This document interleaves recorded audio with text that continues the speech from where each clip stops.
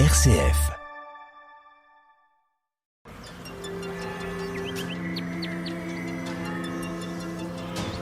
Au cœur de la nature, là où les racines plongent dans la terre et les branches s'élèvent vers le ciel. Bienvenue dans les arbres de la foi. Une émission présentée par Pascal Pupinck sur RCF Cœur de Champagne. Bonjour chers auditeurs et auditrices, bonjour Pascal, bonjour Colette. Bonjour Pascal, bonjour Colette. Nous continuons notre parcours sur la vigne dans la Bible, mettrons cette fois-ci l'accent sur son vin, comme signe de débauche, de fête et d'alliance.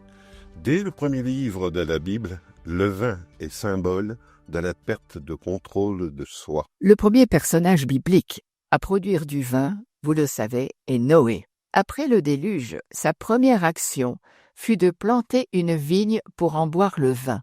Mais malheureusement, il s'enivre gravement, ce qui déclenche toute une histoire. Si ça vous intéresse, allez la lire au chapitre 9 du livre de la Genèse, versets 18 à 27. Quelques chapitres plus loin, les filles de Lot vont aussi enivrer leur père pour coucher avec lui. Genèse, chapitre 19, versets 30 à 38. Le vin est aussi associé à la sexualité. Le Cantique des Cantiques, chapitre 5, verset 1, se sert de l'image du vin pour suggérer l'amour et la jouissance. Et dans l'Apocalypse au chapitre 14, verset 8, celui-ci parle du vin pour évoquer la prostitution et la séduction de l'idolâtrie. Mais le vin est aussi présenté de façon plus positive. Il n'est pas étonnant de voir que le vin symbolise la joie. En Qoéleth 9, verset 7, « Alors, mange ton pain avec plaisir et bois ton vin d'un cœur joyeux, car Dieu a déjà approuvé tes actions. » Le vin devient même le symbole de la vie. L'ivresse procure la plénitude de vie, nous dit les Proverbes au chapitre 32, verset 6. En Symphonie, chapitre 1, verset 13, au contraire, l'absence de vin évoque la mort, le deuil ou l'épreuve. En Genèse 20, chapitre 27, verset 28, le vin est aussi le symbole de la bénédiction de Dieu. Que Dieu te donne la rosée qui tombe du ciel et les riches produits de la terre, du blé et du vin en abondance. Le vin est même utilisé pour symboliser l'alliance entre Dieu et son peuple.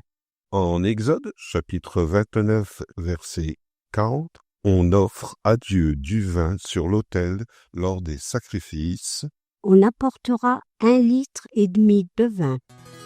Que je chante à mes amis le chant de mon ami, le chant de mon ami pour sa vigne.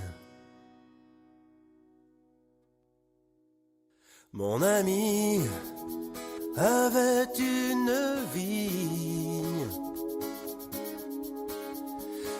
vigne sur un coteau fertile.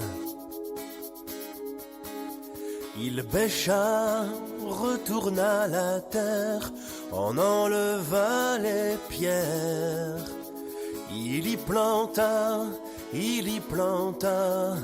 du bon raisin, un plan de premier choix.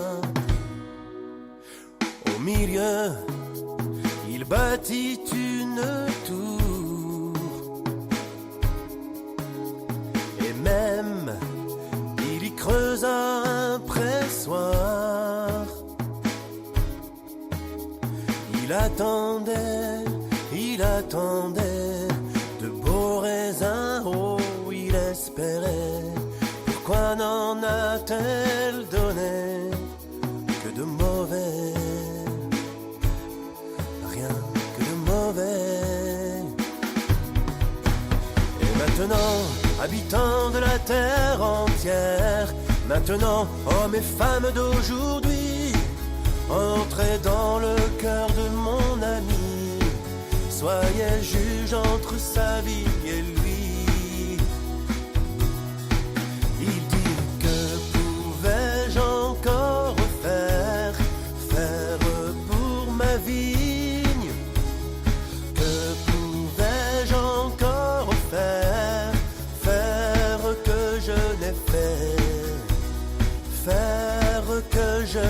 mauvais. J'espérais, oh j'espérais voir de beaux raisins. Pourquoi n'avoir donné rien que de mauvais, rien que de mauvais. Et maintenant,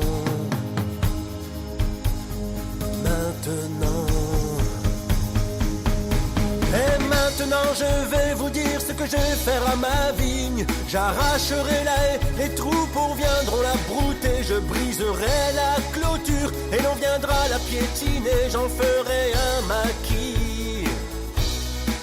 Elle ne sera plus taillée, elle ne sera plus sarclée. Les ronces et les épines viendront l'étouffer. J'interdirai aux nuages, même les plus gris, d'y faire tomber la pluie.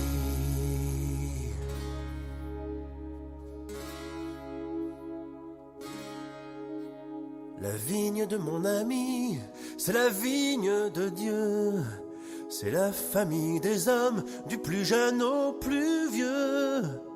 Il voulait justice et droit, et rien ne marche droit. Il voulait tendresse et cœur. Écoute, ses enfants pleurent.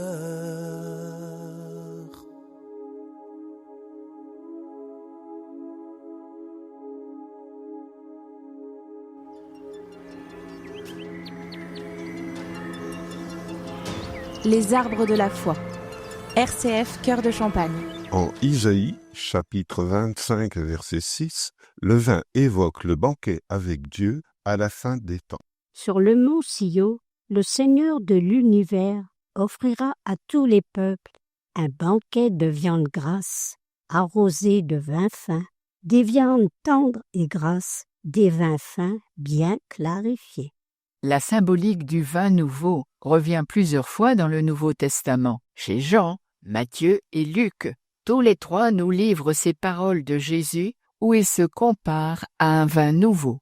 Marc, chapitre 2, verset 22. Personne ne verse du vin nouveau dans de vieilles outres. Sinon, le vin fait éclater les outres. Le vin est perdu et les outres aussi. Mais non, pour le vin nouveau, il faut des outres neuves. Le vin nouveau qu'il faut mettre dans de nouvelles outres est une image de la bonne nouvelle à proclamer. Le royaume de Dieu est proche. Jésus explique que sa présence correspond à un temps de fête. En Matthieu, chapitre 11, verset 19, on accuse Jésus et ses disciples d'être des gloutons et des ivrognes, puisqu'ils boivent du vin alors que Jean-Baptiste ne buvait pas. Jésus répond que ce vin est symbole de la joie des temps nouveaux qu'il vient inaugurer.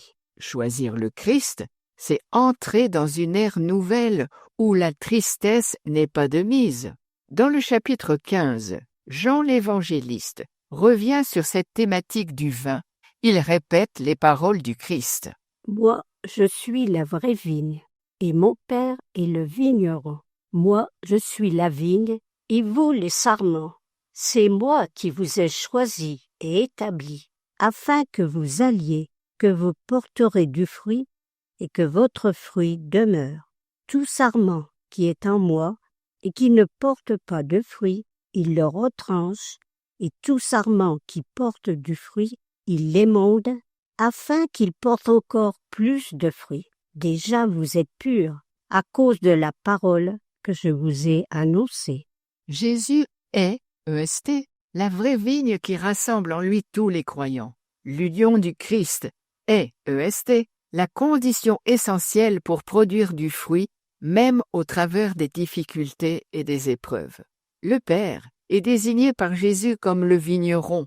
Cela signifie que la relation entre la vigne et le vigneron est le lieu où le sarment peut se déployer. Au bout du compte, nous entrons par la grâce de la vigne dans la relation avec le Père. Les arbres de la foi. RCF Cœur de Champagne. Nous écoutons Je suis la vigne de Manik Joakepsima.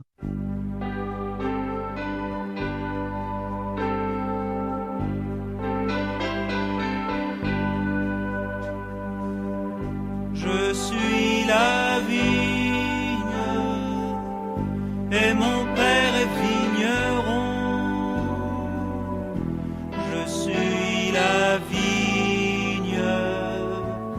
et vous êtes les sarments. Mais on arrache les sarments quand ils ne donnent pas de fruits. Les autres on les taille souvent pour qu'ils soient forts et pleins de vie. Le sarment loin de la vigne ne porte jamais de fruits. Il est sec et si fragile que la flamme s'en nourrit.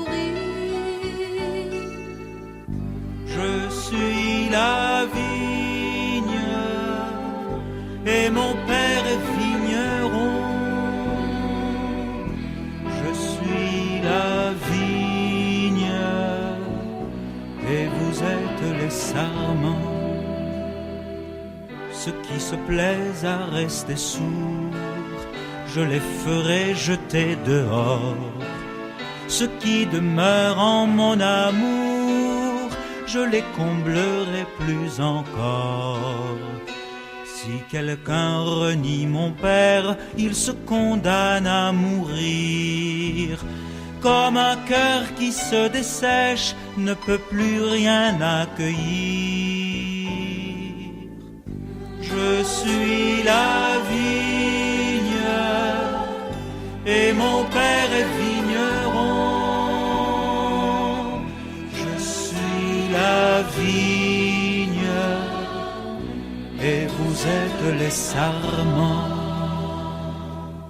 Je vous ai partagé ma joie parce que vous êtes mes amis. Et je vous ai dit tout cela afin que vous portiez du fruit.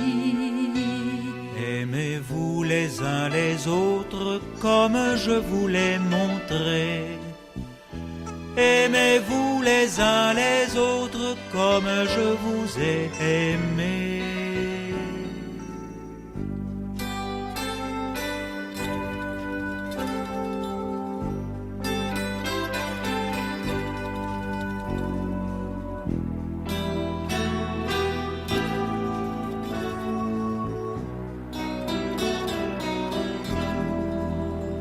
À bientôt, chers auditeurs. Bonne semaine. Au revoir à tous. Au revoir Pascal. Au revoir Colette.